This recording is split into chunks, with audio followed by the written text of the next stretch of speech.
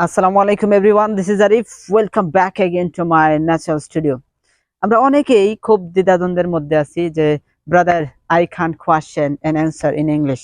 আমরা ইংরেজিতে খুব সহজেই প্রশ্ন এবং উত্তর করতে পারি না।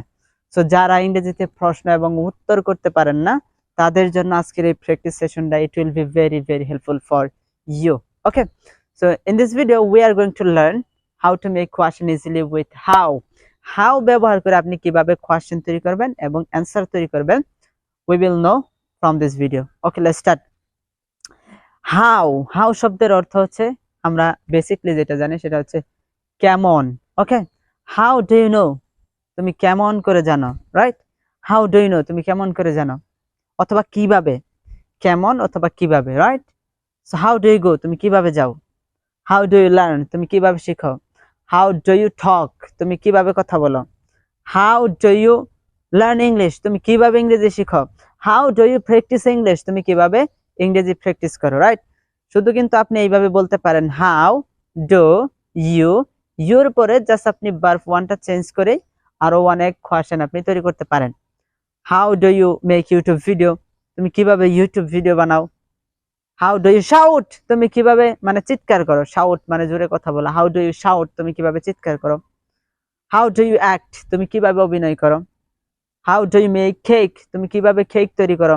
দেখছেন, জাস্ট কিন্তু আমি ভার্ব ওয়ানটা চেঞ্জ করছি, আর এই ভার্ব ওয়ানটা চেঞ্জ করার কারণে কিন্তু আমি অনেকগুলা কোয়েশ্চেন খুব সহজে ইজিলি আমি তৈরি করতে পারতেছি। আপনার গ্রামার বইয়ে অনেক ভোকাবুলারি রয়েছে এবং টেক্সট বইয়ে অনেক ভোকাবুলারি রয়েছে, রাইট?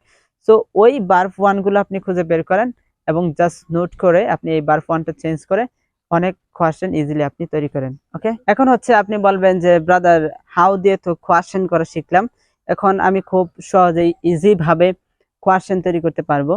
বাট হাউ দিয়ে যদি কোয়েশ্চেন করা হয়, হাউ ডু ইউ গো, তুমি কিভাবে যাও, তখন আমরা অ্যানসারটা কিভাবে দিব। হাউ দিয়ে যদি কোয়েশ্চেন করা হয়, আপনি জাস্ট বাই এবং উইথ এর মাধ্যমে অ্যানসার দিতে পারেন।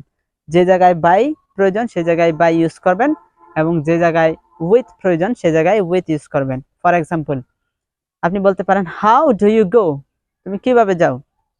এক্ষেত্রে আপনি বলতে পারেন I go by car, I go by bus, I go by rickshaw, I go by train. Okay, অথবা আরেকটা এক্সাম্পল আমরা যদি দেই তাহলে হবে তুমি কিভাবে শিখো, তখন আপনি বলতে পারেন I learn with my mouth and I it with my hands, right? এভাবে কিন্তু আপনি কোয়েশ্চেন করতে পারেন এবং অ্যান্সার করতে পারেন খুব সহজে। ওকে, সো উইথ এবং বাই এর মাধ্যমে অনেক কোয়েশ্চেন এবং অ্যান্সার আপনি প্র্যাকটিস করবেন। I practice with my mouth loudly. So ইংরেজি শেখার ক্ষেত্রে লিঙ্কিং ওয়ার্ড খুবই গুরুত্বপূর্ণ বিষয়। সো আজকে আমরা খুবই সিম্পল একটা লিঙ্কিং ওয়ার্ড শিখব এবং লিঙ্কিং ওয়ার্ডটা কখন আপনি ইউজ করবেন, মানে একটা সেন্টেন্সের সাথে আরেকটা সেন্টেন্স কানেক্ট করার জন্য লিঙ্কিং ওয়ার্ড ব্যবহার করতে হয়। সো লিঙ্কিং ওয়ার্ড ব্যবহার করলে আপনি সেন্টেন্সটা অনেক বড় করতে পারবেন। ওকে, so that's why linking word is very important. So today we will learn just one linking word, that's however. Okay, however মানে হচ্ছে যাই হোক। সো আপনি বলতে পারেন যাই হোক আমি তোমার সাথে কথা বলবো, however I will talk with you. যাই হোক আমি বাজারে যাব, however I will go to market. যাই হোক আমি ইংরেজি প্র্যাকটিস করব, however I will practice English. যাই হোক আমি এখন আর এখানে থাকবো না, however I will not stay here.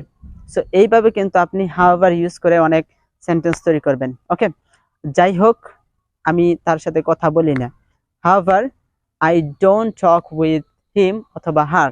Okay, however I will not go to market, however I will make YouTube video, however I will dance now.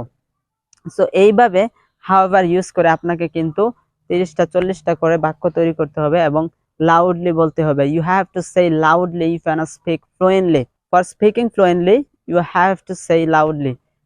Because when you will say loudly, when you will shake your body, it's very important for positive way practice. And when you will try to practice with loudly and shaking your body, and you will get positive action in your body, you will feel positive and you will feel good to speak English. Okay, so my dear viewers, I think this small video was very important for you, and it was very important for the beginner life student. So So if you think, yeah, it was a little bit helpful for me, so make sure to subscribe and share with your friends. I will see you very soon with another video. Take care.